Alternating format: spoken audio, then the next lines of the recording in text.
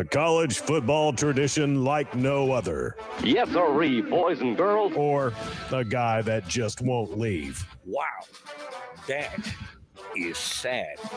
The Dave Hooker Show. YouTube, Apple, Spotify, and the free Off the Hook Sports app. A presentation of Off the Hook Sports. Back to Dave Hooker.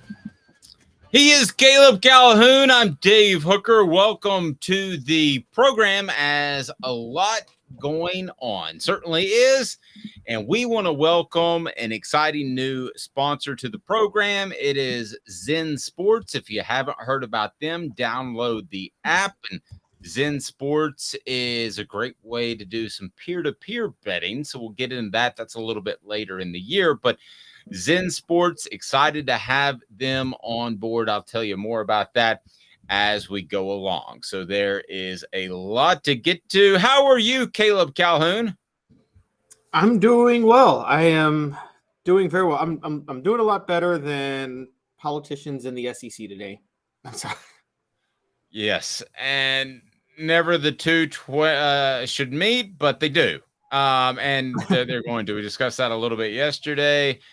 We always leave it up to Caleb Calhoun to do our politics report. Do you want to do a politics report on what happened recently with Donald Trump, or do you want to do a hard pass on that? I'd prefer you do a hard pass. Oh, I'm absolutely going to do a hard pass. But I encourage people, if you want humor that's bipartisan, follow 3-Year Letterman on Twitter. I'm just going to give him a shout out. He is the funniest guy on Twitter. He makes fake statements that people think are serious, and then everybody debates him on it. It's like really hilarious. Nice. All right. So coming up, the Big Ten sets its schedule, which apparently the SEC can't do. So is the Big Ten falling behind the SEC? Fred White, a Football Friday with Fred. He joins us, brought to you by Tennessee Cider Company. What about Nico? Is it good or bad for him to be around with Joe Milton? And what would he tell Joe Milton about replacing Hendon Hooker? We'll ask Fred White that, because he's been in a situation where a T. Martin had to replace a Peyton Manning. That wasn't easy. And the Vols have the 16th best college football playoff odds per bet online. We'll discuss that. And I had a conversation with a Georgia high school football coach that gave me some insight as to Josh Heupel and a possible comparison with an all-time great. We use Steve Spurrier a lot, but I tend to think Josh Heupel is the best possible mixture of old school and new school. So I'll tell you why. First of all, though, it is 4 downs and maybe a little bit of politics, but not really. 4 downs brought to you by Andy Mason, AndyMasonRealEstate.com. 4 downs. 4 questions. 4 answers. The Dave Hooker Show. 4 downs. A presentation of OffTheHookSports.com. Okay, so in honor of Donald Trump, who was indicted and will theoretically have to, unless he manages to get around that. And I'm not going to tell you if I'm right-wing, left-wing Republican. I've never said that in 25 years, and nobody I've worked with has ever known, and you won't either. But it gives us a good jumping-off point. If there was any one person in Tennessee athletics that you could have under oath, and they have to be 100% honest, who are you sitting down? Who is under oath, and they have to be honest? They cannot throw you some rigmarole. We're not getting political. We're not. But if there's one former Vol, Tom, I promise you that. If there's one former Vol you could have under oath, and you got an hour to question him, and he has to be honest. He can't dance around the said subject. That's 4 downs. So we start with that, brought to you by Andy Mason, AndyMasonRealEstate.com. He'll save you thousands, if not tens of thousands of dollars on a home. Caleb has the most just, I don't know, like inquisitive kind of thinking look. He's excited about this topic, I can tell.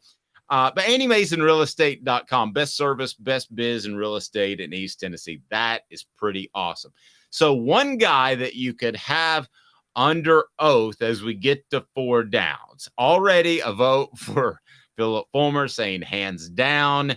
I expected that one to come, and he probably would be my pick because the Johnny Majors transition was before me. So I don't know a lot of that other than what I've been told by great reporters like Jimmy Himes that covered it. But one person sitting down under oath, you get the inside skinny. They can be a player or a coach, an administrator. That's right. Oh, good point by Smoky Mountain Red. Fulmer could address T. Martin. He could address the Pruitt questions. He could also address the Johnny Majors, ouster. That's a tough one to top. All right, Caleb, who's your one guy that you sit down and he has to sit there for 5 hours and answer Caleb questions, and they have to be 100% honest? I hate to do this. I hate to be like everybody else, but it's got to be Fulmer, right? Like it's me. It's Fulmer for me. I know. I wanted to be different. It filled up the message board, but I forgot about the T. Martin thing. For those that don't know, is highly alleged that T. Martin did take cash as a prospect. The debate was whether or not he was a prospect because it was between his sophomore and junior year, and it was a Tennessee booster. Of course, they gave him money to come to Tennessee. But see, it's not just that. See, what I'd want to ask him. You want to ask him about the Johnny Majors saga. There's so many scandals involved with, not scandals, but like dramatic things that happened in Tennessee while he was there. Like, what I want to ask him is, because it was rehashed in 2016, I want to ask him what he knows about the lawsuit that the trainer filed against Tennessee, because Fulmer was named in it at one point. I have one better. It's Peyton Manning. I want to know exactly what happened with the trainer incident, because we've heard anywhere from a mooning to physical sexual assault contact. I would like, and unfortunately, I've talked to Jamie Whited. She called me all the time to try to get me to pub her side of the story. And she's a little crazy, but I would like to know Peyton Manning's side of the story. I know his side of the story. I'd like to know the absolute truth. So that would be mine above Fulmer. You beat me on that. You could also ask him, was he glad at heart that Tennessee won the '98 national title, or was he upset because it was the year after he left? That's when I'd want to ask Peyton. That's pretty good too. Is there a little part of him that is like, Dad, blame it, they won it without me? Yeah. All right. So coming up on the YouTube channel today, it'll be Cooper Mays, but Cooper Mays gets us all set for 4 downs right now. Cooper, what down is it, sir? Coop here. First down. Thank you. We appreciate that, Coop. All right, so first down, the question you would ask out of the Fulmer era if Philip Fulmer's sitting on the witness stand. The one question. It is the Johnny Majors saga. Did you purposefully? Well, I believe that is true. So mine's the T. Martin. The message board won me over again. Mine would be, were you aware of T. Martin getting payments? Because ultimately that led to a national championship. I'm sorry. I just saw Reggie Top Tom's message. I'm dying.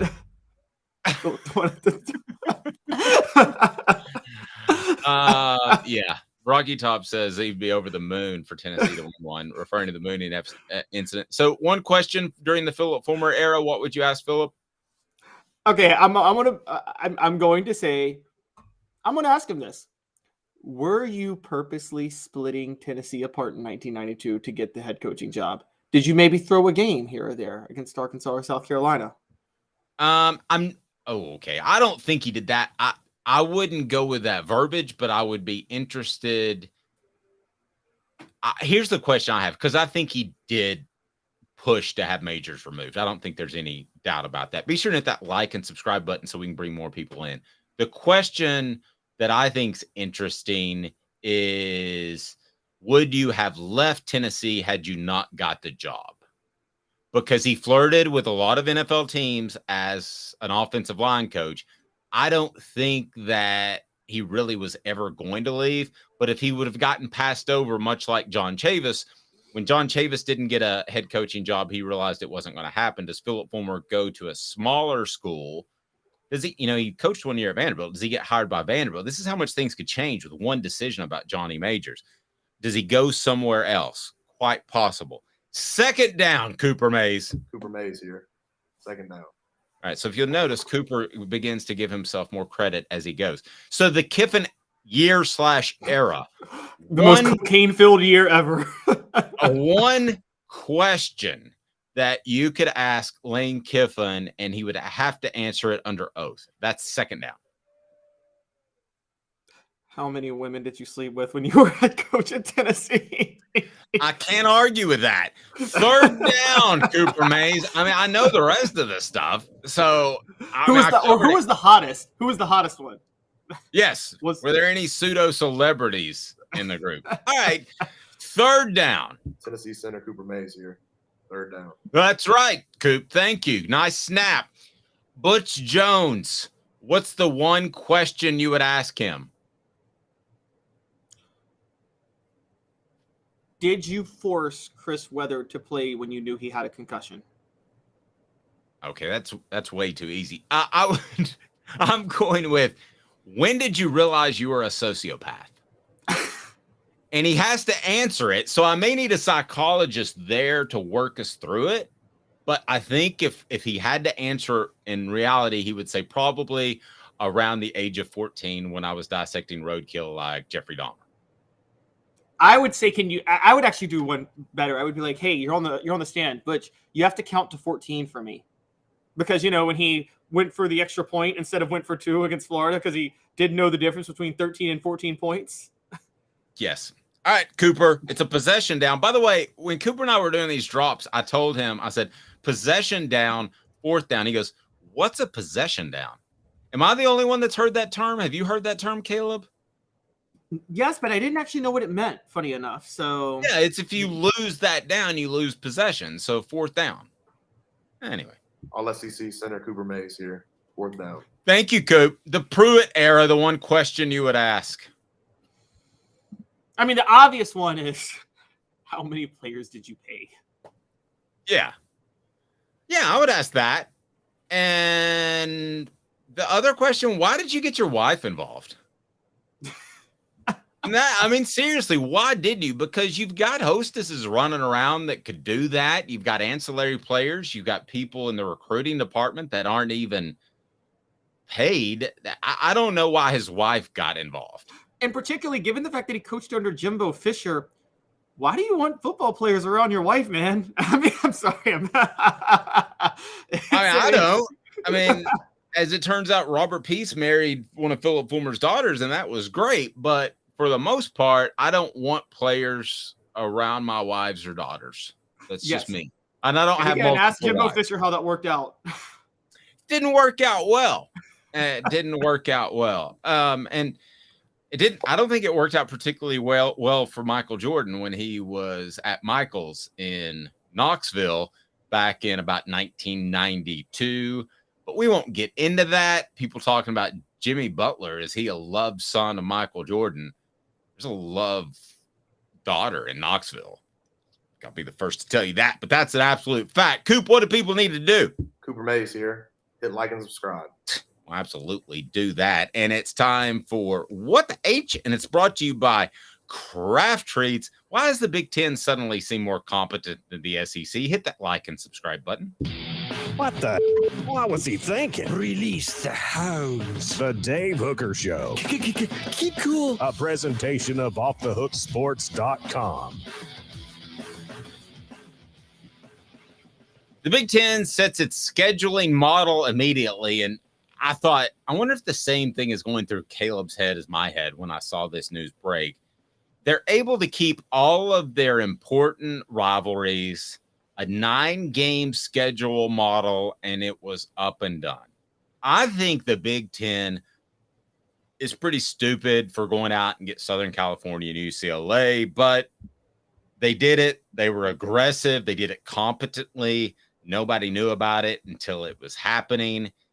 And they got what Caleb thinks is a better TV deal. I'm a little bit going back and forth. I want to see where the SEC ends up. So what the H? Why does the Big Ten seem like the better run conference all of a sudden, just in the past year, but particularly the past few weeks where the SEC was stumbling all over sand at SEC spring meetings? I think what happened, and this is the honest truth, because remember this, during COVID, after COVID, we all thought the SEC was the best run because Greg Sankey to his credit, did a masterful job making sure the SEC had a football season during COVID. Yes, there were games canceled, players had to sit out, fans were limited in the stadiums, but Greg Sankey got through a full season. No other conference did that. I give him a ton of credit for that. Then I think what happened is Texas and Oklahoma reached out to the SEC to join them. Greg Sankey was called flat-footed, but you accept them if you can get them into your conference. So he did.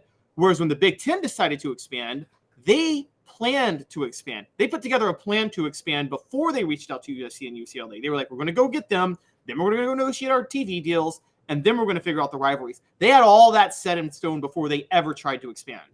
Whereas with Greg Sankey, it looks like Texas and Oklahoma called them, and the SEC was just like, oh, I guess we should add them. And I think that's how it went. Yeah, but you're kind of Trent Dilfering that. I mean, Trent Dilfer still won a Super Bowl, even though he wasn't the primary reason that the Ravens won the Super Bowl. So you have to give Sankey credit. If we're going to give him a hard time for other things that don't get accomplished, like the schedule, we have to give him credit for Texas and Oklahoma. Now, you're a little bit more down on Sankey than me, and that's fine. It's probably somewhere in between. There's a little bit more gray area. You brought up some points that I thought were really good about how maybe he's just captaining the ship as opposed to truly guiding the ship. And this has been my first real, the schedule thing has been my first real kind of second glance look at how is the SEC being run, because these sorts of these sorts of sports organizations are not suddenly stupid. They don't suddenly make mistakes. There tends to be an erosion in decision making, and maybe that's what's happening on the front end.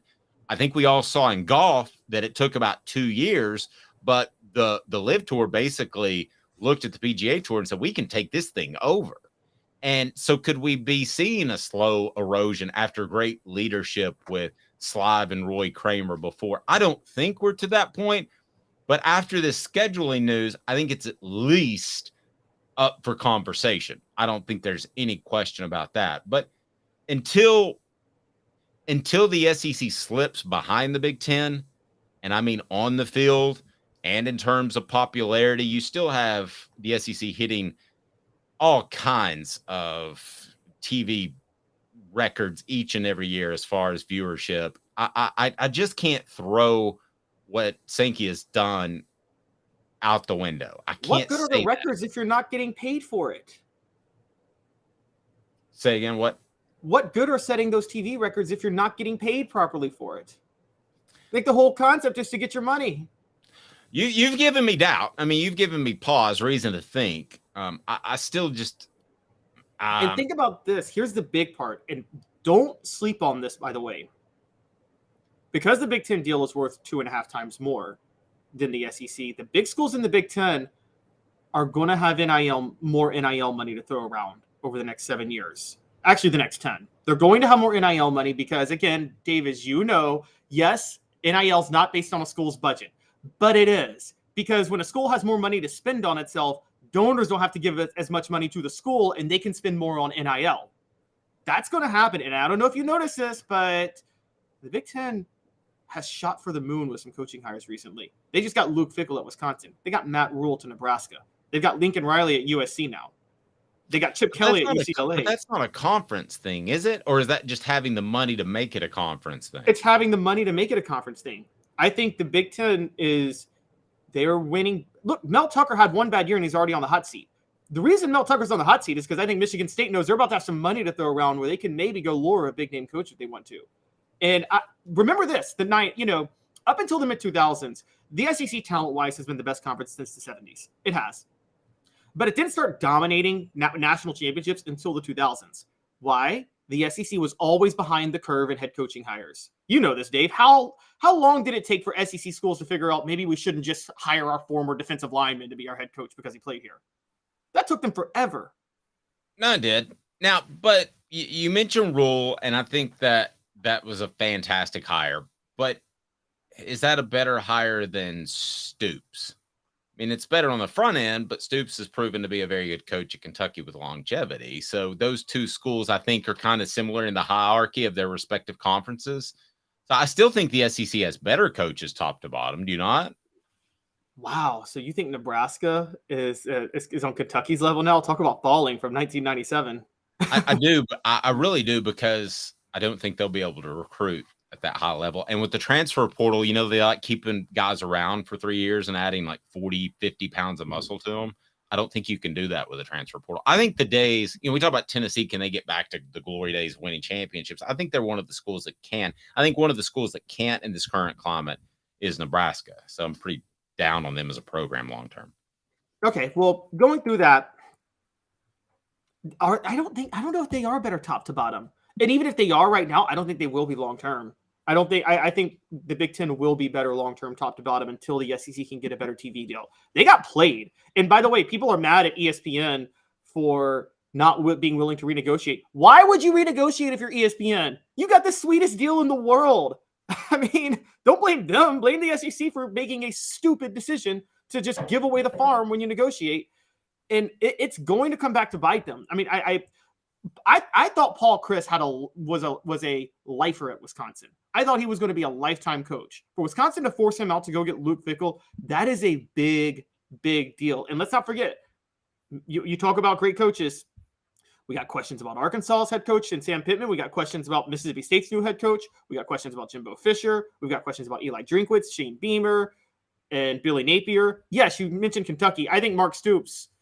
I mean, if you put me on a lie detector test, I might consider Mark Stoops a top 4 coach in the SEC, given what he's done at Kentucky. So that's like the high end.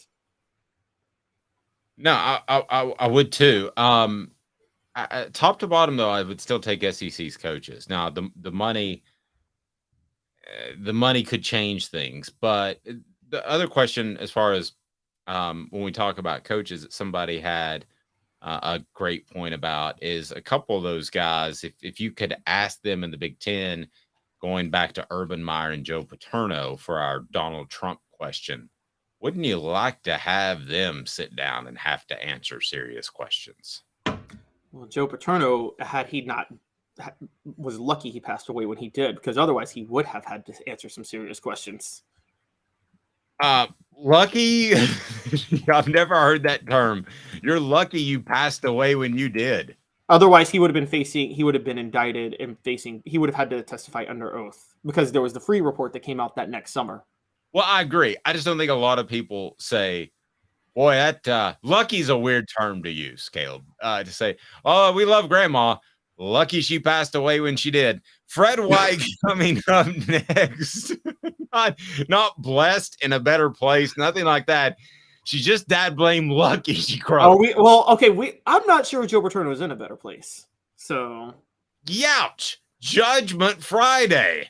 2 minutes. How about my guy Fred White, a Football Friday with Fred? I'm going to ask him a couple of things. One, EA Sports is trying to put together this college football game again, and the players are saying heck no to $500. I want to ask him about that, if that's enough for a name, image, and likeness on a video game, because I personally want the video game, period. And then also, he's been through a transition of Peyton Manning to T. Martin. What would he tell Joe Milton about the transition? And does the fact that some guy named Nico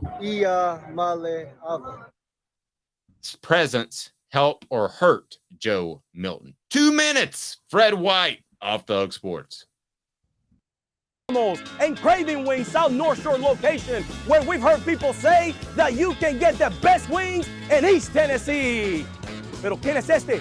El número 87, Jacob Warren. I'll just do 6 of my sauce 87, please. Imposible, señorita. Dale 6 más. Look at these wings. Perfectas, deliciosas, fantásticas. Man, I don't know what you're saying, but it sounds awesome. How do you say fresh, never frozen in Spanish? Frescas, nunca congeladas. Make your way to Craving Wings and get you 6 más. But what was funny about Cadis, we were a full continuum of care at that time. We had detox, we had inpatient, we had outpatient. So we were doing a lot of the things that we do now. But now we just do them so much better. It's really a simple program, but we're complicated people. I am what I am, and now I got to do something about it. You can take your life back. Call Cadis today. Got cataracts? We can fix that. Never miss another moment. With a little help from Doctors Campbell, Cunningham, Taylor, and Hahn at cctis.com. Do you want to own the more that owns every job? Then get to Vassey Lawn and Garden in Cleveland and get you a Toro. I'm David Vassey, here to talk to you about Toro.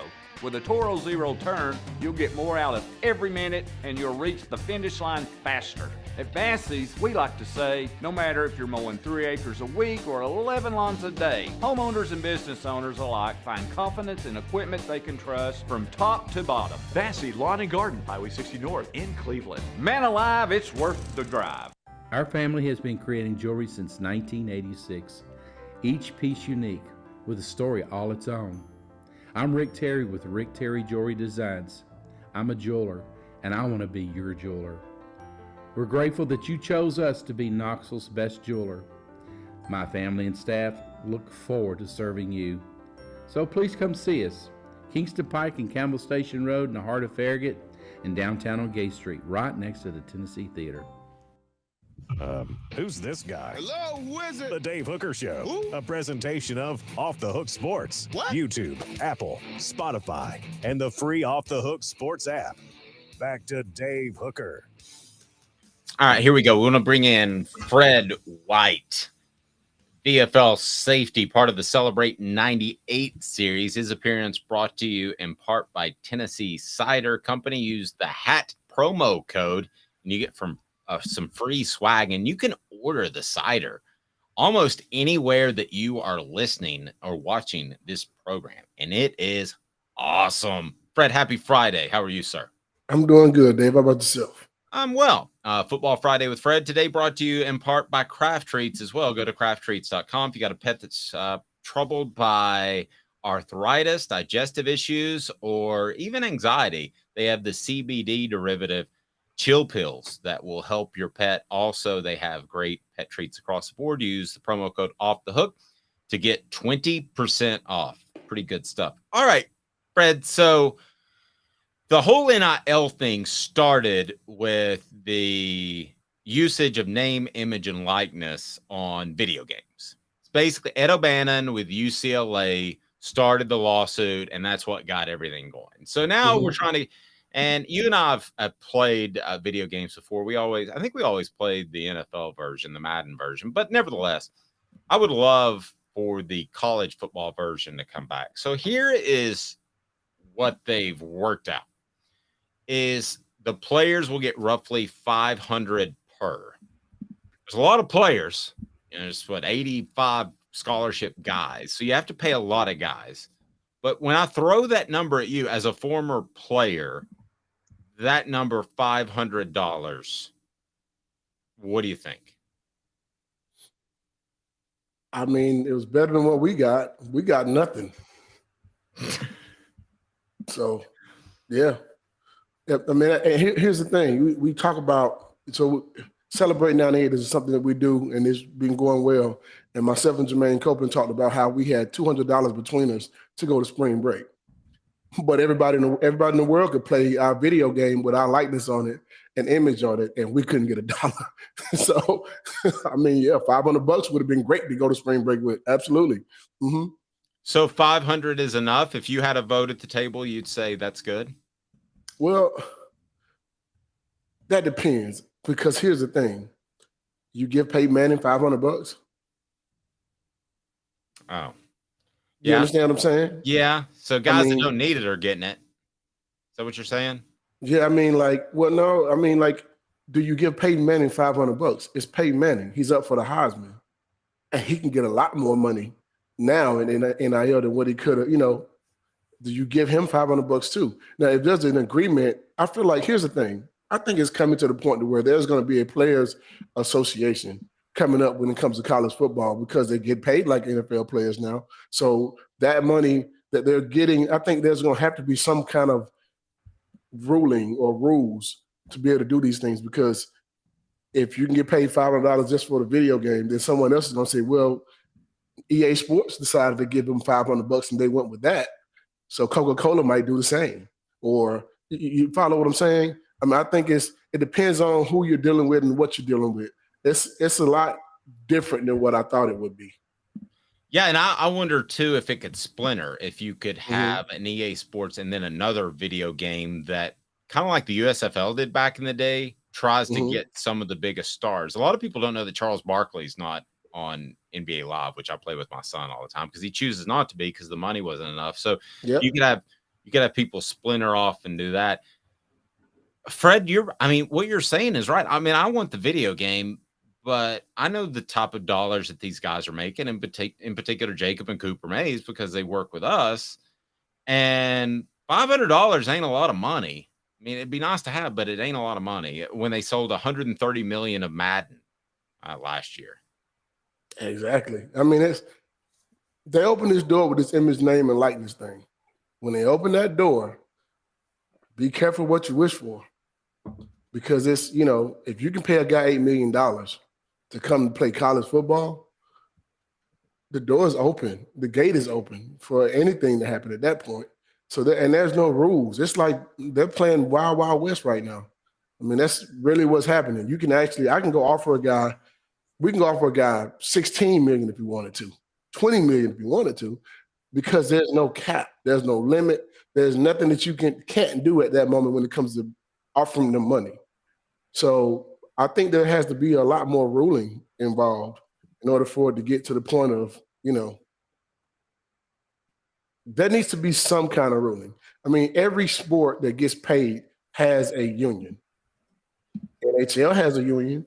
MLS has a union. NBA has a union. Major League Baseball has a union. NFL football has a union. Anytime you're going to pay guys like they're playing these guys now, you need to have a union with rules. There has to be rules. If not, I don't know how long. I don't know what's going to happen with it. Yeah, Caleb, I don't think you can get the EA Sports college football game done without a union. I think you've got to have everybody agree to the 500. And if you don't have everybody, then it's not going to work. It's not. I think one way to save them money and they can pay players more money is it might be possible. We talk about going to a Power 2 in about 3 years in college football with the SEC and the Big Ten, each having like 25 teams. That's probably what they'll do. They'll just only have the SEC and the Big Ten conferences teams. So then they only have to pay out that many players, not 120, 130 teams, however many there are in college football right now. Fred, so do you think that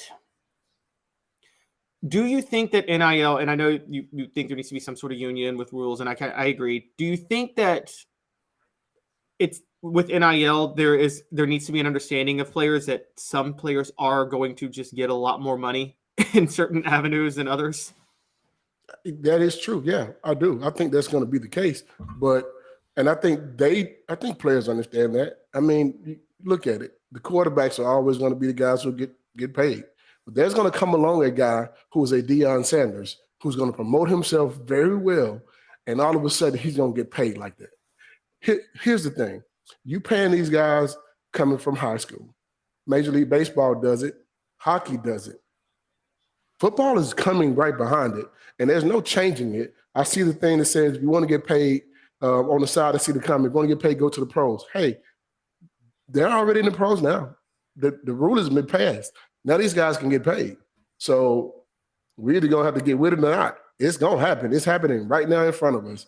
And in 10 years, it's going to be completely different. Every guy on the team is going to make a lot of money. No, it's what's happening right now. No, I think you're right. And when the NIL came along, was there any resentment? Because I'm going to back Fred on this because, Fred, and if you watch the Celebrate 98 series, and this is both off the record and on the record, those guys didn't take money because they were afraid they would get in trouble. Mm-hmm. And I thought that everybody got money back in the day, but that's not the case. And I wonder, was there any resentment by some players when the NIL did finally come along that players were going to get paid? Because guys like Fred and a lot of other people are asked to do stuff free all the time. And I think that tenor was set by your time in college football where you couldn't get paid. So was there any resentment by former players? No, I'm happy they get paid. I'm happy they can. Because, okay, I'm from Griffin, Georgia. I couldn't get money to go home. I had to ride a bus. Greyhound bus. It cost me $15 to $25, and a lot of times I didn't have $25 to go home, man.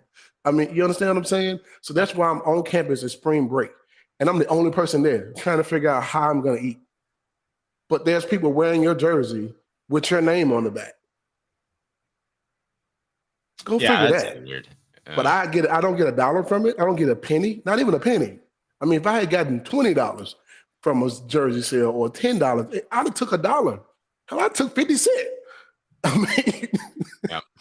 Levi asked us, do the NFL players get paid for their NIL in the NFL video game? Well, that's part of the thing, is that's part of the being the union. Yes, and the collective bargaining agreement. So in a way, yes, they get some money, but it's just part of their salary. It's not a separate endorsement type of thing. So let's talk some ball headed up this 2023 season. You have Joe Milton replacing Hendon Hooker. We have seen that happen before at Tennessee, where a quarterback takes Tennessee to kind of another level, and then in steps a guy that is unproven. That happened with Peyton Manning to T. Martin. Do you see any parallels there at all? No. I could go with that. Why not? Peyton Manning was the number 1 player picked in the draft. True. So coming behind that guy has a lot more pressure. He's the number 1 player picked in the draft. Now, I got a lot of respect for Hendon Hooker, but I got to see Hendon Hooker do it at the next level too. We know what Peyton Manning did, you know what I mean? But I look at it from a standpoint, I think you have good quarterbacks have come through here plenty of times. You've had Casey Clausen. You've had Tyler Bray. You had a lot of guys that played really good football at the University of Tennessee. Man, it's next up mentality. So if you see that as pressure, you probably shouldn't be playing quarterback. This is my thought. I mean, everybody doesn't think the same thing, but I look at it from a standpoint of, man, I'm a competitor. I want to go out and do better than what he did. Torrey Noel and Ray Austin were the guys who were in front of me. And Corey Gaines, I promise you, when I got on the football field, I wanted people to forget them. That by playing the way I played. That's my thought process. Everybody don't think like me, but I'm very competitive. When I walk through that room and when I'm walking on the football field, I want you to know I'm the best safety done played on that field. That's my thought process. Now, there's some guys that are better than me. Eric Berry was amazing. So is Dale Carter and also Deion Grant. But I think I can hold my own with anybody. And when those guys left, I was like, it's my time to show what I can do. Plain and simple. Yep. It's kind of the whole corporate thing. You always want the CEO that replaces you to basically be a massive failure. It makes you look a little bit better in retrospect, right? Yeah, it does. But it's, for me, it's like, I remember the guys telling us back in the day, and it was part of Tennessee culture, right? It was one of the reasons why we won. If you were a senior, leave your position in a better place than what it was when you got it. So you teach the guy behind you everything you know so he can be better than what you were. That's the whole thought process of trying to keep the program going in the right direction and also keeping your winning program together. That's part of culture, period. That's your locker room. That's on the football field. You teach those guys the right way to do it so that they can understand, hey, man, this is how you do it, but you add your own to it to make it better. Yep. So, Fred, building off that, would you say that T. Martin, because I had a joke in the first segment, I'm like, I wonder how Peyton Manning feels if they won the national title after they left. But do you think that's do you think that's actually a good representation of Peyton Manning's legacy, that he left the situation for the quarterback situation better than when he found it, even though he wasn't there to win the national title? He left the university in a better place, period. When Peyton Manning signed on as a quarterback at the University of Tennessee, and his freshman year, you think they got the #1 recruiting class without Peyton Manning? You think some of those top 5 receivers would have came to Tennessee if Peyton Manning wasn't the guy who signed on the dotted line? He created a whole windstorm of talent coming to Tennessee. I mean, you listen to Jamal Lewis and I talk to him all the time about this. Jamal Lewis thinking to himself, I'm coming in and Peyton Manning as a quarterback. You can't stack the box. He created a lot of things for University of Tennessee to be better and us to be able to win a national championship. And we also saw perfection from a guy every day in his hard work and leadership. So, yeah, I think he left the university in a way better, not just the position. I'm talking about the university as a whole because of what he did and coming back to the University of Tennessee his junior year to play his senior season. I think that's All of that makes a sense of how we won a national championship. That 1995 team, we talk about the big uglies with Mercedes Hamilton on the night Celebrate 98 thing. We talk about how the offensive line was the leaders of the group. Mm-hmm. You had Bubba Miller, Leslie Ratliff, Jason Lehman, Jeff Smith. All those guys were the leaders on the football team, but they set the tone too. Those are the reasons why we won championships. We won championships because of the culture. We won championships because of those guys giving everything they had and showing you the way. And if they told you if they gave you any instructions, you just followed them. And I think those are the things that help us win. We didn't win a championship just because we were so great in 98. Man, we learned how to be winners from 95 all the way through 99, you know? True. I think Peyton, and to answer that question, do I think Peyton was how he felt? Man, he was so happy for us. Terry Fair, Marcus Nash, Joey Kent, all those guys were on the sideline when we won a national championship. Yep. No, I didn't know that. That's true. That's true. They were so happy for us. Let me ask you this, Fred. So somebody told me within Tennessee's football program that if Joe Milton was even thinking about slacking, that when Nico showed up on campus, that there was no slacking because it was obvious he was good enough, that Nico was good enough to push somebody. Mm-hmm. How does that sentiment strike you? I mean, that should be your mentality anyway. I mean, that should be your mentality anyway. Hey, man, if you're a senior and you let a freshman come in and take your job, hey, man, that's on you. That means you weren't getting the job done. That means you had that senioritis. You better not have senioritis because all these guys ain't nobody coming in and want to sit no more. Name a player that wants to come in and not play as a freshman. I can't name one. I'll share a story with you about Steve Caldwell, who I love. I thought he was a great guy.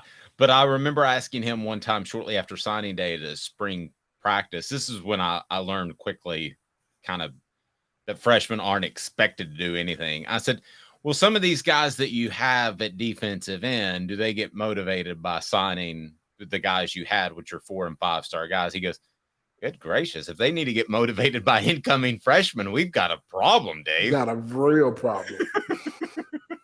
Got a real problem. And the other part of that is someone told me this a long time ago when I was getting recruited, and it still holds the same to me today. If you see a football team that has a lot of freshmen starting, or that you can come in and start as a freshman, your team is probably not that good. It's either your team is probably not that good, or you got to be the most exceptional freshman that I've ever seen. I mean, you think about it, from 1995 to 1999, my time at UT, I know one freshman that made an impact. One. His name was Jamal Lewis. He was the only freshman that came in that was ready to play immediately. That's it. And you're talking about a whole lot of guys that played NFL football. Jar Henderson was a 5th player picked in the draft. Albert Haynesworth was a 6th player picked in the draft. They sat the bench. You understand what I'm saying? They sat the bench for a whole season, bro. They weren't ready to play. So I don't put a lot of stock in freshmen. I put a lot of stock in the guys. I mean, you may get a guy every now and then that can come in and do it, but those are generational type players. If you come into the SEC and you can start as a freshman, you better be a dog. You gotta be a dog. That's the only way for you to get on the football field. Yeah. And Drunken Ray Golf, which you can learn more about Drunken Ray Golf on the Mercedes Hamilton Celebrate 98, which is going to drop today. Drunken Ray explaining Golf, so much why so many of you guys didn't commit to Georgia in the 90s. Yes. Drunken Ray Golf, like Jasper Sanks over Jamal Lewis, and may or may not have shown up at Mercedes Hamilton's home to recruit him, heavily intoxicated. But I remember going to Georgia's football camp, and he was the head coach. And I'll never forget myself and Takeo Spikes. And you don't know who Takeo Spikes is, you need to Google him. Oh, I do. I know. I think he's going to be a Hall of Famer. He's going to be a college Hall of Famer coming up, and I think he's going to be a Hall of Famer in the NFL too at some point. Listen, we went to the football camp at Georgia. I never forget, we were the last 2 guys that they interviewed, right? Well, talked to the head coach during the camp. And I never forget this. I'm thinking, I know they're going to offer us. Man, everybody that came out of that room got an offer, with the exception of 3 players. And I couldn't believe it. I remember Takeo walking out of that room, and he was like, They didn't even offer me. So who were the 3 that didn't get offered? Ryan Taylor, he was a number 2 linebacker in the state of Georgia. He went to Auburn. Takil Spikes and myself. We were the only 3 that didn't get we were the only 3 players that didn't get an offer. Wow. Yeah. Mm-hmm. And 2 years later, you Couldn't guys were playing each other in the SEC championship game. Exactly. I literally couldn't believe it. Was like I remember telling my coach, I was like, they offered me a scholarship, I accepted. I grew up a Georgia football fan. I mean, go figure. You live in the state of Georgia, how you not one, right? Yeah. And I just remember when that happened, the DB coach told my high school coach, well, we just signed 4 players like him the year before. And I remember looking at my coach, and I told him, man, they don't have not one player on their team like me. I played against all the guys that they signed, and not one of them were better than me. I beat them in every sport. Football, basketball, we beat them in track, beat them in baseball. They never won a game against me. So drunken Ray Goff. Fred, just all you can do is shake your head and say drunken Ray Goff. By the way, he's not even coaching anymore. He went 46-34-1 at Georgia. I mean, good Lord. Fred, you and I could assemble a football coaching staff and go slightly above 500 tomorrow at Georgia. With the players he had on that squad, on those teams, absolutely. Our record would be better than that, for sure. Drunken Ray Goff. But I'm happy. I'm happy I didn't go to Georgia. Thank you. I appreciate you, Ray Goff. Yeah, you'd be like playing against this Jasper Sanks guy in practice. Thank goodness I don't have to play against Jamal Lewis because drunken Ray Goff didn't really want him. What the H? All right, Caleb, go ahead. Fred, drunken Ray Goff. We were thinking to ourselves, you mean to tell me there's a running back better than Jamal Lewis? We got to see this guy. We gotta get Ray Goff on the show at some point and just all sit there and be quiet and not say anything. And at the end, we have him on him, drunken Ray Goff. Hey, and offer him some Tennessee cider, man. We can get you a free ad with a promo code. Go to tnsideyourcompany.com. All right, Caleb, roll, my man. Well, I mean, I will say there's quite a few coaches in the past who liked the sauce and won national championships and were able to do that. Well, Marlon Wallace would have been a Vol instead of a Georgia Bulldog had a certain coach not thought it'd be best to GEAUX go to his home with a few pops in him. Do we know who I'm talking about, Fred? What is that, guys? Yeah. I know who that is. Okay. I'm just leaving that right there. And his grandmother said, you get the H out of my house. And then Marlon Wallace went from a Tennessee lean to a Georgia commit in a matter of like 4 days. Wow. Sorry. Go ahead, Caleb. Wow. Fred, thinking of recruiting and all of this, on a little more serious note, because we were talking about playing time and things like this, what does it say to you about players who do you want recruits? Is it a red flag if they commit elsewhere because they're worried about playing time? And the example I give is, Peyton Manning committed to Tennessee knowing he'd have to compete with Brandon Stewart. Eric Ainge and Brent Schaefer committed knowing they'd have to compete with each other. But the same year Ainge and Schaefer committed, Brian Brom would have committed to Tennessee, but decided to go to Louisville because I don't think he wanted to compete with them for playing time. Is that a red flag when a quarterback or anybody commits elsewhere because they're scared of competing? No, I don't know if it's scared of competing. If somebody already has 2 quarterbacks on there coming in that class, I don't think I would be the third one. I mean, I'd find a way to go somewhere where they're having just one other quarterback. But as a football team, you want to have multiple quarterbacks, absolutely. You want to have at least 2 quarterbacks in each class, in my opinion. But if I'm a player now, for instance, when I was coming out, I knew everyone's roster. They would send you those books and have every player on there. And I asked about every last DB. I wanted to know who they were, what they were, and who you were bringing in. And I remember having conversations back when I came out the same year that Charles Woodson came out the same year that Fernando Bryant came out. And we were the top 3 corners in the country. Charles Woodson was definitely number 1. I wasn't going to go to Michigan when they had 2 of the top 5 corners in the country coming out, when I can go to the SEC team and say, okay, Tennessee's how many DBs they're signing.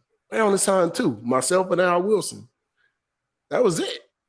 So you look at Alabama, they signed 4 DBs. Auburn signed 4 DBs. Florida State signed 5 DBs. I mean, go figure. This is a process of elimination. Yeah. You know who wouldn't take Charles Woodson? Drunken Ray Goff. You can keep stepping in the Big Ten because we're good on DBs. We've turned down all the good ones. Hell, we'll turn you down too.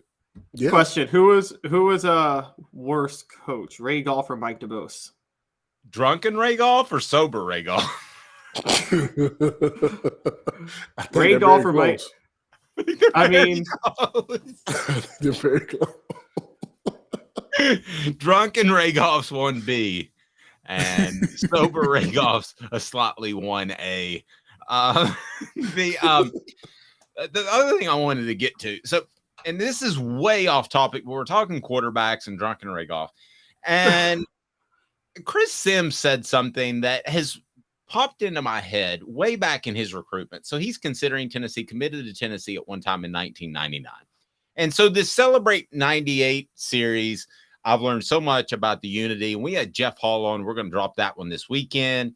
Jeff Hall, in case you didn't know, it is a Caucasian man.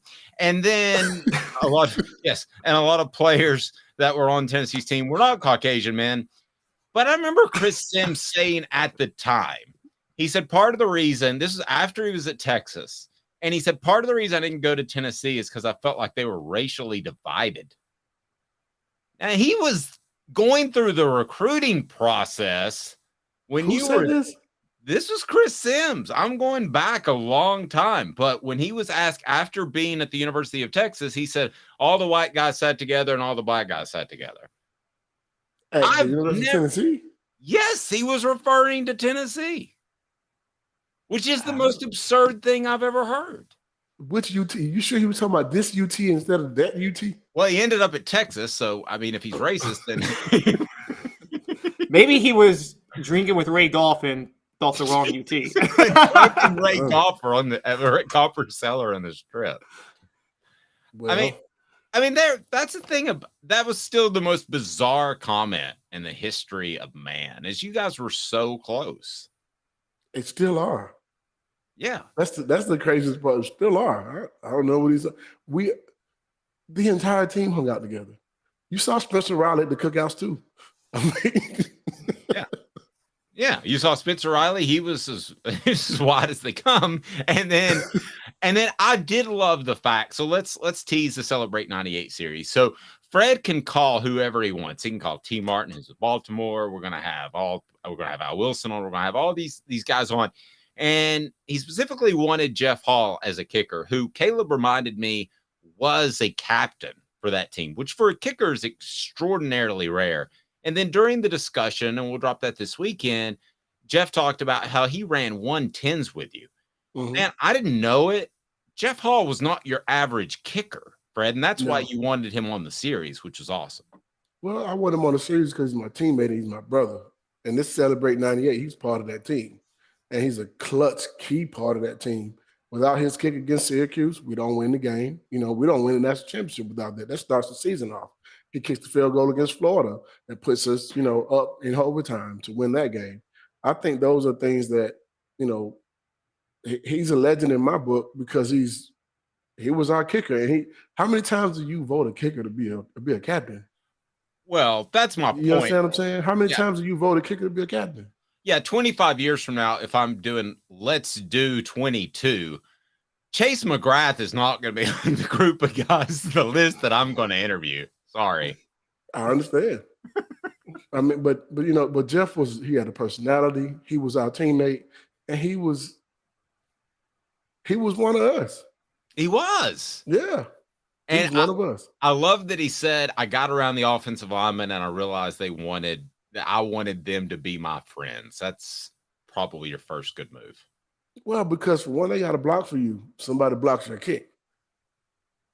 Yep. And they got to know that you're willing to go in and put in the work and do the same thing they're doing because they're out there grinding it every day and every play of each game, trying to, get extra yards and get yards. And all they want you to do is kick the ball between the uprights. Yep. I didn't get a chance to tell you this, but Jeff ran the 110s. For those that don't know, you run 110 yards, and then you've got how long of a break in between? 30 seconds. 30 seconds. You run 110s again, 110. So you run 10 110s is how the drill usually works. Jeff texted me last night and said he was actually faster than you. If you believe that, I got some oceanfront land for you in Idaho. And in Lithonia. But he was probably the most athletic kicker in modern day Tennessee football history. I mean, Jeff was an athlete, man. He worked out hard. I mean, we didn't expect for him to work out like he did, but he did. I mean, so what you're saying is that was impressive. What you're saying is if he's out on the strip by himself and a regular fan starts a fight with him, he could win the fight. If a regular fan started a fight with Jeff Hall, they better hope nobody else on the team sees it. Yeah, I'd be more worried about the second wave coming. Led by Fred White is what I would be. They better hope nobody on the team sees it. You touch Jeff Hall, you want to. It's not going to go well for that dude. All right, Fred, if people need insurance in the Georgia area, you're going to expand to Tennessee pretty soon. But if people need insurance, how do they get in touch with you? Because they'll be in good hands. Well, you can give us a phone call at 770-381-0367. You can also look us up on every social media platform there is: Twitter, Facebook, Instagram. Just search for Fred White Allstate, and we're there. Google us. We're there as well. You can actually do your own quotes online without even talking to us. We're willing to help you do anything we can help with. Educate, give you answers on things you may not know, even if you don't go with us. Our whole goal is to make sure that you're educated when you leave our office or when you leave from talking to us. We want to be able to help, and definitely you'll be in good hands. Just like Benson Scott had good hands for holding that ball for Jeff Hall. I saw that over there. That's my buddy too. That's true. He has a son that plays some baseball that he's going to be really good. Jeff or Benson or both? Benson, both. Jeff's kid's a little younger, but Benson's son is going to be, I think he's a UT commit. Mm-hmm. Yeah. Okay. Well, good stuff. Yeah. And then you always got Bobby Scott, who's fantastic, who gives great insight to football, but starts every answer to a question with, well, you know. Leave Bobby alone, man. I love Bobby. Explain relativity, Bobby. The theory of relativity. Well, you know, E equals MC squared. And I mean, his answers are always great, but he starts it with, well, you know. I had great stuff. Hilarious. And we'll talk to you soon. I appreciate you. All right, man. You guys have a good one. Go Vols. Thank you, buddy. And I'm not ripping Chase McGrath on the message board at all, but here's people that don't know: when you go to practice, most of the time the specialists, the punters and the kickers, are literally over there playing Frisbee on another field during practice. Jeff Hall would come out there and run with the guys and stretch with the guys. That's not common. I don't know if Chase McGrath did that specifically. He did hit the field goal against Alabama, which makes him a legend. I agree with that. But it was a knuckler. It wasn't a pretty kick. It wasn't a pretty kick. You're never going to have a Jeff Hall. And Jeff brought this point up. I'm going to tell you why you'll never have another Jeff Hall, why he has the record at the University of Tennessee that will never be broken after this. 2 minutes. Stay tuned. He's Caleb Calhoun. I'm Dave Hooker. Family has been creating jewelry since 1986, each piece unique with a story all its own. I'm Rick Terry with Rick Terry Jewelry Designs. I'm a jeweler, and I want to be your jeweler. We're grateful that you chose us to be Knoxville's best jeweler. My family and staff look forward to serving you. So please come see us. Kingston Pike and Campbell Station Road in the heart of Farragut, and downtown on Gay Street, right next to the Tennessee Theater. Hi, Mike Davis here with City Heating and Air, reminding you to always dare to compare. Our team provides quality local heating and air service, installation, and maintenance across East Tennessee. We use only the best equipment like American Standard heating and air conditioning for your residential, new construction, or commercial needs. Honesty, dependability, and customer satisfaction have been the cornerstones of our business since 1961. City Heat and Air. Dare to compare. With all that sun, sand, and salt water, the beach is a very relaxing place. Unless you wear contacts. Ow! Open your eyes to the best the beach has to offer with LASIK vision correction from Campbell Cunningham Laser Center. Ah. Do you want to own the more that owns every job? Then get to Vassy Lawn and Garden in Cleveland and get you a Toro. I'm David Vassy, here to talk to you about Toro.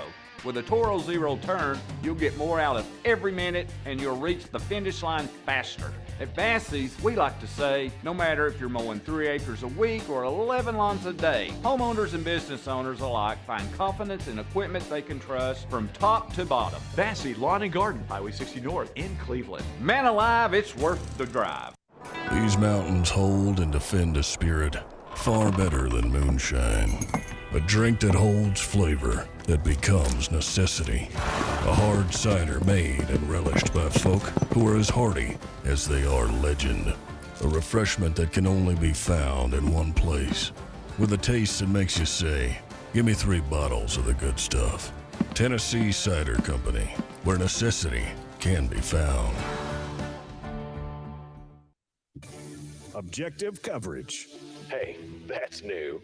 If we get caught, we're going to jail. The Dave Hooker Show, a presentation of Off the Hook Sports. YouTube, Apple, Spotify, and the free Off the Hook Sports app. I'm going to need to see some identification. Back to Dave Hooker. Drunken Ragoff. All right. So, Jesus, boy, that never gets old. Remember when people got mad at Spurrier for calling him Ray Goof? No, I don't remember that, but he was right, apparently. Drunken Ragoff. He goes to Mercedes Hamilton's house and recruits him intoxicated. Come on. Williams says play golf. I think he means pay golf. Yep, Tennessee probably owes him a check from the 90s. Passing on Jamal Lewis for Jasper Sanks. And I remember him trying to shove that down everybody's throat, the poor Georgia fans. and they would say, no, Jasper Sanks really is really, really good.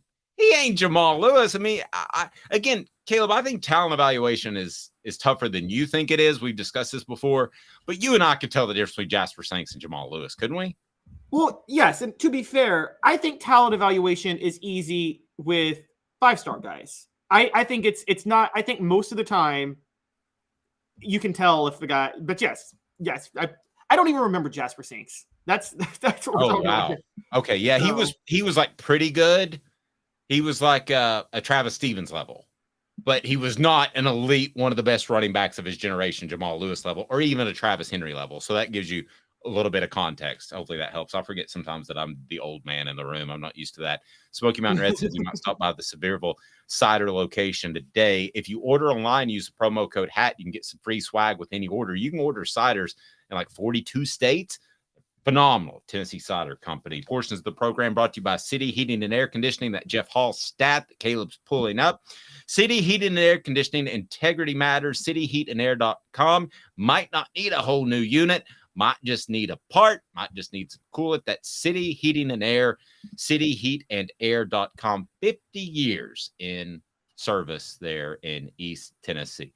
All right, so Jeff Hall, depending on if you want to use bowl games or not, which were added on, sometime in the mid-2000s, I believe, as far as their statistical records, has about 400 points as the all-time leading scorer. That's never going to be broken. Much like Emmitt Smith's career rushing record in the NFL, Jeff Hall's record is never going to be broken. Why? Because in the NIL and transfer portal days, just like Tennessee is doing now with bringing in a place kicker, why waste a scholarship on a high school guy? Why not wait and see if somebody has success at an Indiana or a smaller school? Because more than any other position at kicker, you can simulate and you can project what they would do at your particular school. So I don't think that record, all-time scoring record that Jeff Hall holds is going to be ever broken, because you essentially have to play 4 years, which he did. And I don't think you're going to see that out of a kicker ever again. Yes, and it's 371 is the career scoring record. Just found it. I think when you add in bowl games, he's close to 400. So there's no way that Charles Campbell, who's the Indiana kicker who transferred in, or anybody else, because he just has one season left, is ever going to break that record. I would argue Josh Heupel's going to score 400 touchdowns in a season, so 400 extra points. Right. I would argue that is more unbreakable than Emmitt Smith's record. And nobody's going to give the ball to one running back nearly as much in the NFL. I mean, I agree. That's not Tennessee's most unbreakable record, though. There's a few out there. If you want to go down that path a little bit, I'm up for that. There's a few unbreakable records out there. The non-scored upon team. That's never happening again. Yeah. Andy Spava's 547 career tackles. That's pretty good. Again. Chuck Webb's 294 rushing yards in a game. That's never happening again. No. Peyton Manning's 11,201 passing yards. I mean, that definitely could happen, but Nico would have to start for 3 years. And I'm not sure any quarterback's going to start for 3 years at Tennessee anymore. Fuad Revaiz's 850-plus yard field goals in a season? No, because here's this. That's an interesting one. I think I forget the record at Tennessee, but the longest kick made in Tennessee football history is not going to be broken, and I think Fuad Reveiz has it. And the reason I don't is you could kick off a tee during that time, and you can't kick off a tee anymore. Right. I'm going to, out of that group, we'll just go ahead and make this a smoky hot take. Out of that group, it is obviously, I mean, we have to take the 15 straight shutouts, right? That's never going to be broken. But never going to be broken again. Yeah, I'm not going to say Peyton Manning because of the passing offenses and the way they are now. I'm not going to say Chuck Webb because anything can happen on one particular day. Fuad Revaiz's 850-plus yard field goals, sure, that's a factor. But I'm going to go ahead and say above all of those, other than the consecutive shutout streak, is Jeff Hall. I don't think that his record will ever be broken at Tennessee. When we do celebrate, what about T. Martin's record? Of the consecutive passes completed? Yeah. I think if you wanted to, you could go out and break that record with a bunch of screen passes. And or what about Joey Kent? I always thought that was the lamest record. Do you remember the South Carolina game where they're throwing little flat passes and like the easiest passes? But they were scoring touchdowns all of it. Which there was a touchdown pass he threw over the middle into double coverage. It was crazy. He completed that. Right. There was, you're right. There was that one pass, but other than that, it was a lot of passes that you and I could have. Well, T. Martin acknowledged that. T. Martin wasn't aware he was breaking the record, and he was like, I didn't understand why Coach Cutcliffe called this screen right here. I had no idea why. And apparently everybody else knew, but he had no idea. And it was an ego thing for Tennessee's coaching staff to be able to say, hey, we don't need Peyton Manning to be able to put together a great passing offense. I thought that was an ego thing. They had established themselves in the run, and they wanted him to get that record because T took a back seat and that they didn't let him do a lot, Caleb. So I thought it was cool he got the record. I do think it's kind of the lamest record in sports. What about Joey Kent's career 2,800 receiving yards? Just because, I mean, you'd have to be a go-to receiver for 3 years nowadays, which you're just not. Well, okay. Do this for me. Look up, just for instance, Jalen Hyatt. What did he end up with last year? What did he end up with his career? He did have a question whether or not he was coming back for another year. So Kent's record is what again? 28-14. And you're right. The Jalen Hyatt, he had over 1,200 yards last year in 1769. So if he came back for another year and repeated last year, he would have broken Kent's record. But is a receiver going to come back ever? Like if you're a 1,000-yard receiver. See, I don't think Jalen Hyatt was a very polished receiver. Now I know that infuriates some people, but from talking to scouts, not just my eye, but I don't think he was polished. I think that an argument could have been made to come back, and then the NIL money, if it continues to increase, might make some decisions tougher. We're seeing that in college basketball, Caleb. We just haven't seen it in football yet. True. Reggie White's 15 sacks. I mean, that could be broken, but I just think Reggie White was such a special player. You had like theoretically, I don't think you're ever going to get another Reggie White. So smoky hot take, you got to pick one record other than the consecutive shutout that will not be broken. One record other than the consecutive shutout record that will not be broken. And you're going with Jeff Hall's career points. Yes. I'm going with Vlad Revisa's 60-yard field goal. And the reason... No. He 8 50-yard field goals in a season, but he has the all-time linked record because he hit a 60-yarder. Okay, so that surprises me to go there because I could see at the end of the half somebody taking a shot at a 62 or 61. I want to look this up, but I don't know many college kickers that hit 60-yarders. I see it in the NFL, but I usually see it in domes and controlled climates, and Tennessee never plays in domes or controlled climates. So I'm going to stick with Vlad Revisa's 60-yard field goal. Oh, actually, no. I take that back. No. It's Andy Spiva's 547 career tackles. That's never going to be broken because of the way they measure tackles nowadays is totally different from back then. Right. And Mr. Jones pointed out Derek Barnett broke the sack record, but Caleb was referring to the single season sack record. Yeah, so single season sack record. Yeah, Derek Barnett broke Reggie White's career sack record, but we were talking about the single season record. So I bumped into a gentleman yesterday who had a great comparison, I thought, for Josh Heupel to an all-time great. And we've gone down the Steve Spurrier road, haven't we? We've done that quite a bit. But here's the road he went down. And I wanted to bounce this off you, particularly, Caleb, because you were such a football historian. He said Bobby Dodd.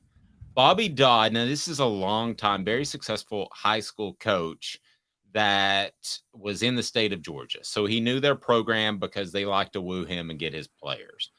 And so he knew Georgia Tech, he knew Georgia, and he said Bobby Dodd would have volleyball games the Friday before, instead of walkthroughs, the Friday before Saturday games. Now, Josh Heupel's not going to do that. That's a little absurd, and Georgia made fun of them because of it. However, as a player's coach, I think there's an interesting comparison to Bobby Dodd. I think you throw in a little Steve Spurrier, and suddenly we have a good feeling of what Josh Heupel is. We got to remember, it's only been 2 full seasons and 2.5 years. So I found that very interesting. What did you think of the Bobby Dodd comparison? This guy just laid on me at the gym yesterday. I mean, that's a good one. Bobby Dodd was a legend at Georgia Tech and a legendary player for Tennessee back in the 20s, probably Neyland's first great player. I believe Bobby Dodd, I'm trying to remember if he changed. Yeah, so one of the things that was unique about Bobby Dodd was Neyland was famous for the single wing, which was fashionable in the 20s. That's what made Bobby Dodd a star.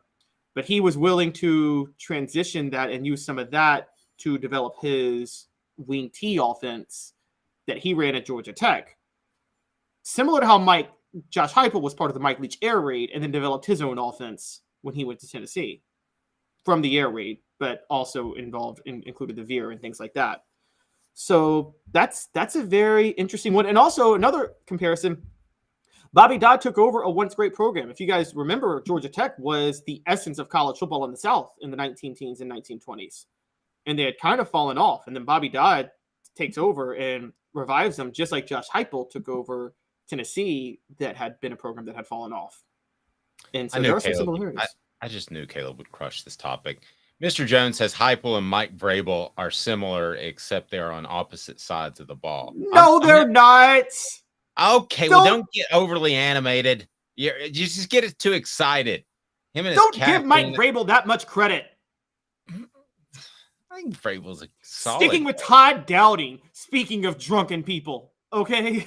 Drunken off. Todd Downing gets a DUI somehow between, if you remember this, the Titans beat Green Bay last year on a Thursday night. Thursday night football. Game ends at like 11:30. Todd Downing gets a DUI in Nashville at like 2:15. When the heck did he get drunk? They don't allow alcohol on the team playing. And then the Titans didn't win a game the rest of the year. Drunken Todd Downing. And Mike Vrabel stuck with that guy. No, don't do that. Don't do that. How dare you, Mr. Jones? It's large. All right. What do people need to do, Jacob Warren? What's up, everybody? This is Jacob Warren asking you to like, subscribe, and share. Dave needs this. Yes, Dave does. So hit the like and subscribe button, share with your friends, and let them know that we're live each and every weekday at 10 a.m. on YouTube. And wherever you stream, the Twitter as well, if Elon Musk doesn't ruin that. Caleb, group of 5 teams. You have an interesting perspective in that group of 5 teams are largely overlooked, but I don't think that's going to be the case when the Vols play who? Today's tough question. Take a side. Take a stand. The Dave Hooker Show, a presentation of offthehooksports.com. Does Tennessee play the best group of 5 team this year as a whole? Brought to you by Vassy Lawn and Garden. Man Alive. It's worth the drive. Go to Vassy.com to learn more. With their buying power, it's worth the trip from Nashville, Knoxville, or Chattanooga to Cleveland, Tennessee to save thousands of dollars. Vassy Lawn and Garden, Vassy.com. They bring you the Vol Report with Jacob Warren each and every week. So, Caleb, this group of 5 discussion is pertinent to Tennessee. Why? Because Tennessee plays who I believe to be the best group of 5 team in the country this year. The team that's going to get the New Year's 6 bid out of the group of 5 in the Texas San Antonio Roadrunners. A team, by the way, that wasn't even Division I a decade ago and is now going to join the American Athletic Conference. They've won the Conference USA the last 2 years. They've won 30 games over the last 3 years. And now they're getting to step up their testing because they've moved into the AAC, which we all, I think, is probably the best group of 5 conference, the American Athletic Conference. Maybe them or the Mountain West, one of the two. You know who helped build them to where they are, right? That was a coach there. Are you aware with a Tennessee tie? Who? I'm not sure. Frank Wilson, a very good recruiter out of the Louisiana area. He went back to Louisiana for a short time when the whole Lane Kiffin thing blew up, and then he got the head coaching job at UTSA, and he helped them transition into being a Division I power. Very, very good coach. So Frank Wilson is back at LSU. He served as the head coach at UTSA from 2016 to 2019, then McNeese University in Lake Charles. He is as good of a recruiter in Louisiana, not named Ed Orgeron, that has ever walked the face of the earth. He is the type of guy that other recruiters should fear in the Louisiana area. He has done a lot, not just for recruiting, but for altruistic reasons to help inner city youth and impoverished areas in both Baton Rouge and New Orleans. He was actually featured on Primetime. Was it Dateline? That used to be such a big news show, and I don't know what's happened to it now because we get news all the time on 18 different channels. But he was featured on that, and if you got to recruit against Frank Wilson in Louisiana, you're probably losing. Intriguing. Did not know that. Well, he's at McNeese State now at a lower level, so it'll be interesting to see how that goes. I feel like if you're coaching one of the smaller schools in Louisiana, not LSU or anything, but I feel like it's easy to recruit at the lower level. I feel like you just need gas money. Well, You're going to find guy. He's back at LSU. He's the associate head coach and running backs coach at LSU now. Oh, that's right. He was at McNeese State for 2 years. I'm sorry. You're right. He's at. Well, yeah, that's dangerous. And then him recruiting Louisiana with Brian Kelly, the schematic genius. And y'all call me an LSU homer, but this is something to be scared of. But yeah, so Texas San Antonio returns their quarterback. They return a lot of talent. I just think that Tennessee should win. They should win easily, but they can't just cakewalk this game. No. And Travis brings up a good point. You get zero credit for beating them. Zero. I mean, it's one of those where I don't know why you schedule it. You knew Texas San Antonio was a program on the rise. This was back in the it's kind of like back in the day where, Memphis was the one school that Tennessee would schedule a home and home with football-wise because they wanted the recruiting edge in basketball. So it was kind of an agreement there. But most of these schools that can be dangerous, you don't want to schedule them because, right, you get no credit for beating them. And if you lose, it's a really bad look. No, agreed. So we will we'll see what UTSA is able to bring to Neyland Stadium. Like you, I think that Tennessee should win fairly easily. That's got to be an incredible place to recruit to because, goodness gracious, it's like a cleaner New Orleans It's like somebody took one of those cleaning wipes and just did over New Orleans, and that's San Antonio. It's a fun city where you feel safe. There's something. Yeah, but you can't get as drunk all the time, so you know. One of the two of us has tried. He's Caleb Calhoun. I'm Dave Hooker. This has been a presentation of Off the Hook Sports. We will talk to you on Monday. We're live every weekday at 10 a.m. For Caleb Calhoun, I'm Dave Hooker. Stay tuned to offthehooksports.com for great recruiting coverage all weekend. Thanks to Caleb Giroux. Also, hit the like and subscribe button if you haven't now, because we got Jeff Hall dropping. We got Mercedes Hamilton dropping. We are throwing them out there. Celebrate 98, brought to you by Tennessee Cider Company. Have a fantastic day, afternoon, morning, whenever